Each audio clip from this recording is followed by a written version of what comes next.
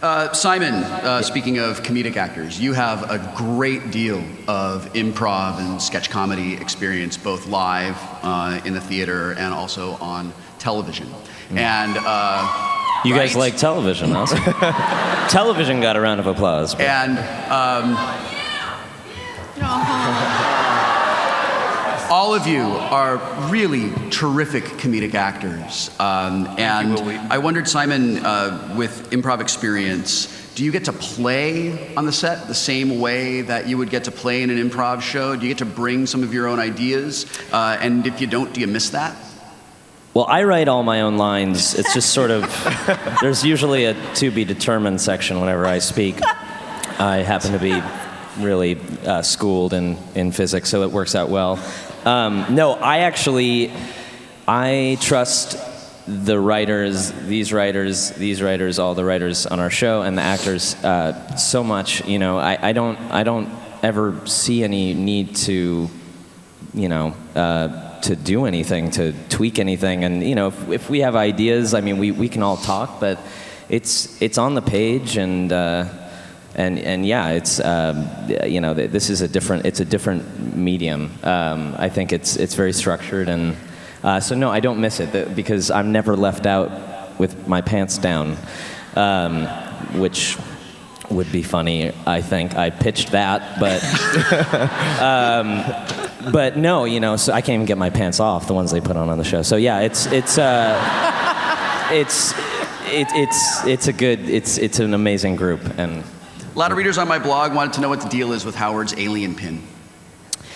I think it's top secret. I'm not. It's kind of this. It's a mystery. And when I say that and it's top secret, it kind of means that I don't even know.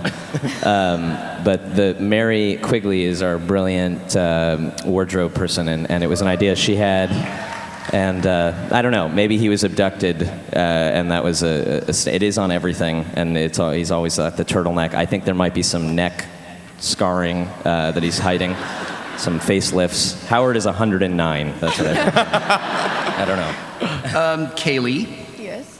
You play the least geekiest character on the show. Did I say least geekiest? My English teacher's gonna Even so I know angry that's with wrong me. English. You play the least geeky character on the show.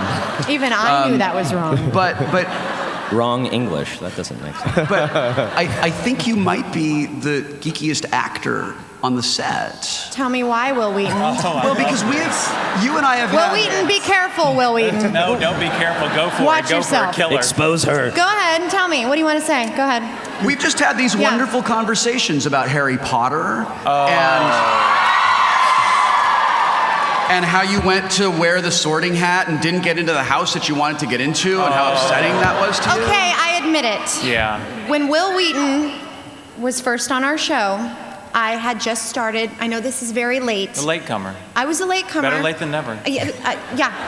I was just reading the first Harry Potter book. And Wil Wheaton, who I didn't really know who he was. Everyone's like, Wil Wheaton. He's kind of a big deal. I know, yeah. I don't know, I was like, Wheaties, I don't know. So anyway, see, I can play too. Anyway, I was reading Harry Potter, and he was very excited for me, and I was very excited for myself. It was an amazing book. And he decided to accompany me. We went on a field trip. Do you remember this? Yeah. You did come, right? I remember. You were there? I was actually on my way out of the stage at the time you were on your way out of the stage, and I think we actually went separate ways. Okay, well, anyway. It was quite a journey. Yes, I went to get my hat, the sorting hat, sorted on me at the place, and it was awesome. This is an occupational perk. There's like, because we're working on the Warner Brothers lot, there's like all this Harry Potter stuff. There's like a museum. There's a museum. You should There's a museum. Oh, sorry. There's not an actual sorting hat. Oh, no. No. It's not real. Well, when we go to set, they sort us, but it's fine. But There's a museum on the lot. There's a museum on the lot of all the Harry Potter stuff, and so I was really into Harry Potter, which I still am. And I know. So we went and got sorted, and it was awesome. But what house were you in? Slytherin. I was not a Slytherin. I seem to recall that you actually were Slytherin. I was not a Slytherin. You know, I think maybe I was. You were Slytherin. I remember. That's where the bad girls When I go. came back for the Wheaton recurrence, you were reading books on your Kindle?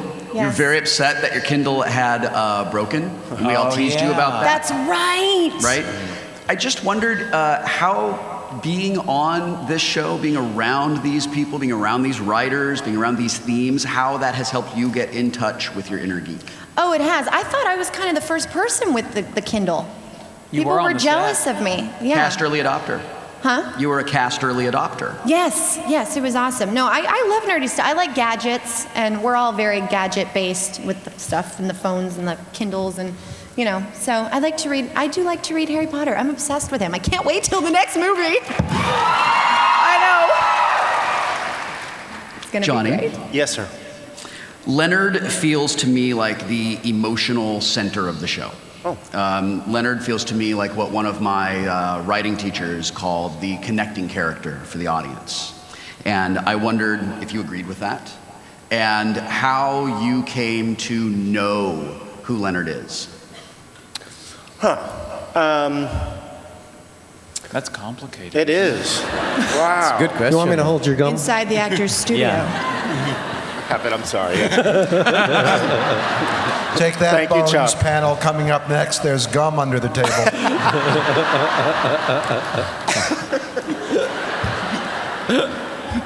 You can't really have that kind of judgment on whoever on your character, you know? I mean, I knew immediately from the first table reading that we had a great ensemble, and I always felt like great ensemble. I thought about Taxi a lot. I just love that ensemble. I think it's one of the greatest television has ever seen. And I thought about the Judd Hirsch character a lot as kind of, not by any means was I trying to do a Judd Hirsch impersonation, but that would have been horrible.